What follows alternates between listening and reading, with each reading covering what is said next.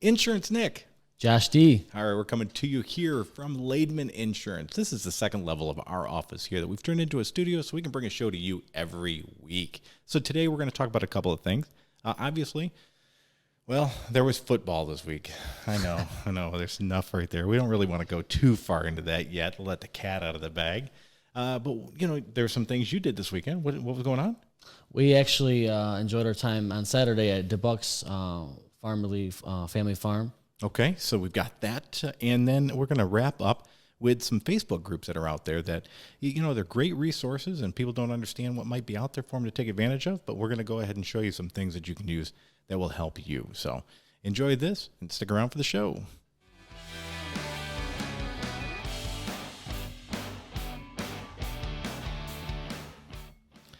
All right, man. Thanks a lot for coming in and tuning in with us today. We appreciate it. We're going to jump in. I actually want to talk about what you guys did for the weekend first. All right, so let's talk about that. So where'd you guys go? We went to DeBuck's. It's a pumpkin patch off of Rawsonville Road in Belleville. All right, so there's a lot of fun things to do for the weekend. And absolutely. The festivals and the holiday and everything coming up and the harvest time of the year. It's a lot of fun. I saw all the pictures that you guys posted. I think it was amazing. It's a lot of fun. And I love seeing families out there just doing things and being outside and enjoying the weather, right? Absolutely. So tell everybody what you did. So me and the wife and my 3-year-old and my 2 sisters decided to go out to DeBuck's this weekend. Great time. We other than the pumpkin patch that we had fun with, we did. They have little go-karts for adults and for kids that you can cool. Enjoy, and they also have a corn maze, of course. And we have these big slides you can jump right down. There's ones for kids. You can race each other.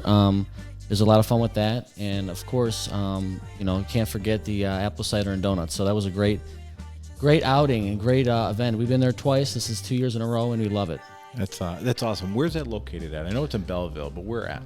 So it's actually located right off of Rawsonville. If you get off 94 West, the address actually is 50240 Martz Road in Belleville. All right, so there you guys go. So we're going to make sure that they're tagged and posted in this video so they can know they're getting a nice shout out, and take your family. It's going to be a great weekend this weekend. The weather's going to be fantastic. I think it's going to be 63 and sunny on Saturday. So get out, enjoy the pumpkin patch, get everything you need for Halloween. Get your fix of cider and donuts. I've had probably far too many of them myself, but go out there and enjoy it. So now we want to recap. Let's talk about some football. Now, I'm not going to go into the Lions yet. Not yet, because there's a couple of things. I got some treats for you on that one. But let's talk about Michigan. Michigan came back. They did a great job this week. What was the final on that score, Josh? Michigan beat Illinois 42-25. Yeah, they had their way with them. So they came back. They did what they needed to do. The first 3 quarters were a little rough for them. I think they were a little shaky. Going into the fourth quarter, they just kind of took off. At that point, stepped on the gas, and they took it in, and obviously it was no contest at that point. But it was kind of a slow game. But as Joe said, good old Jim Harbaugh said, the offense is coming along. So we'll see. We got some more season left. Right. Michigan State, not so good, right? What was the final there, eh?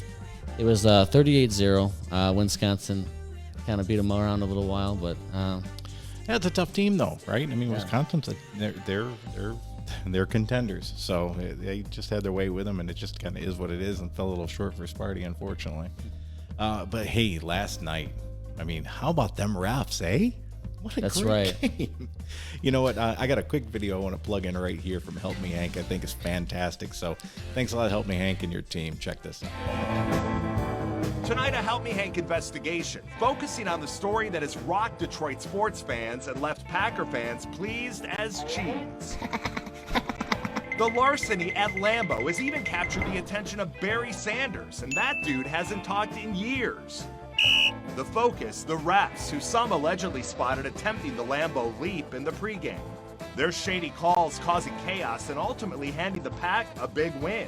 Very proud of them.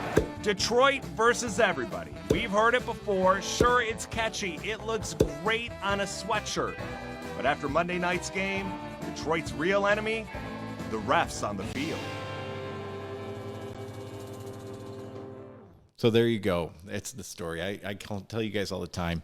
Same old Lions. It always seems like there's this big black cloud right over top of Ford Field, and we've always got now it's a Calvin Johnson rule or some situation, some circumstance when it comes to the refereeing, the umps, the rules, the overturns, and it just always seems to be something. And let alone we got another event just like that. So how about Facebook groups, man?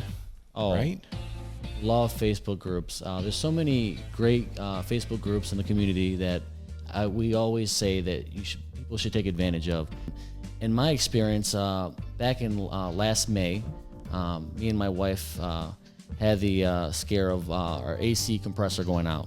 And right away, before I checked with Google, before I checked with any other source, I went to Downriver and Friends and got a great review for a AC guy. And he came right out the next day. He did a great job, and I'm referring him business. So. You know, and that's the thing. I think a lot of people don't understand with Facebook groups, unlike Google.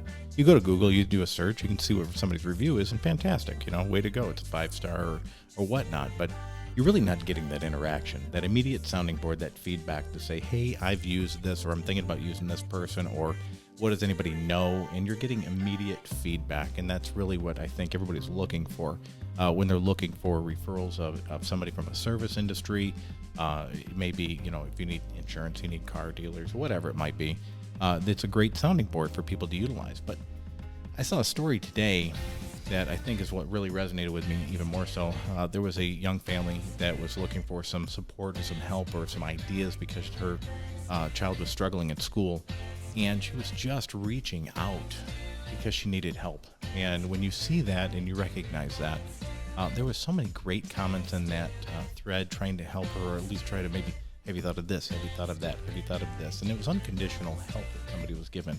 And I think that's what's more important, is when you have that unconditional help, you're just trying to help someone because you see that they're struggling with something. And they're great. So not just Downriver and Friends or Downriver Friends or some of the local organizations and Facebook groups that are out there, but there are many of them that are designed. I had gastric bypass. I know that there's a gastric bypass or sleeve Facebook group, or if you have a knee replacement, there's knee replacement groups. I mean, there's support groups all over Facebook. So if you don't know how to connect with those, or you're looking for something like that, reach out to Josh and we can help you identify and navigate you to an area that might be resources that you may be looking for that you may not understand and how you can deal with. So I don't know. I thought that was pretty cool. So anyways, wanted to share that. I thought that was neat. And it's our community. It's something we're involved in, and I think it's really important that people know it's there. So last thing I kind of wanted to finish with is we always tell everybody to be kind, love one another, do some things. So I want you to check out this real quick video.